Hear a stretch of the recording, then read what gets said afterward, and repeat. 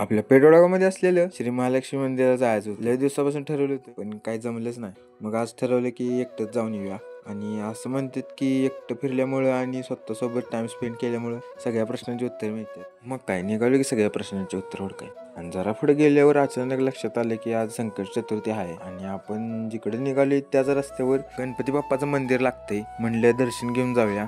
जर तुम्ही सांगली आणि आष्ट्याकडून येत असाल तर हे मंदिर कोल्हापूर रोडला लागला की कमान लागत्या. ही कमान लागली की समजायचं आपण मंदिरापाशी पोहोचली. आणि या कमानीच्या डाव्या साईडलाच गणपतीचं मंदिर आहे. चला तर मग मंदिरात जाऊन गणपतीचं दर्शन घेऊया. मंदिरात गेल्यावर मन अगदी असं प्रसन्न झालं. शांत वातावरण आणि पॉझिटिव्ह वाईब्स लय भारी वाटाल. आणि असं वाटत होतं की सकाळ सकाळी दिवसाची सुरुवात बाप्पाच्या आशीर्वादाने झाली. आणि आपण कुठल्या पण कार्याची सुरुवात करताना बाप्पाच्या नावापासूनच सुरुवात करतोय. आणि या मंदिराचा इतिहास जरा काय आश्चर्यकारकच आहे. ते म्हणजे या मंदिराची स्थापना 1992 साली झाली. या मंदिराच्या पायाभरणीसाठी खोदकाम करताना गणेश मूर्ती सापडली. आणि या सगळ्यांसाठी ही गोष्ट आश्चर्याची होती आणि आनंदाची पण होती. पण ती मूर्ती धोकापत परिस्थितीत असल्यामुळे त्यांनी ती मूर्ती पाण्यामध्ये विसर्जित करून हे सुंदर मंदिर बांधण्यात आलं. आणि त्यामध्ये ही पंचधातूची सुंदर मूर्ती बसवण्यात आली आणि या अष्टविनायकाच्या मूर्त्या बसवण्यात आल्या. आणि ही बारकी मूर्ती अभिषेकासाठी ठेवण्यात आली आहे. हे मंदिर सकाळी 5:30 ते 12 आणि दुपारी 5 ते 9 या दरम्यान चालू असतं. जर तुम्हाला इथला सिनेमॅटिक व्हिडिओ बघायचा असला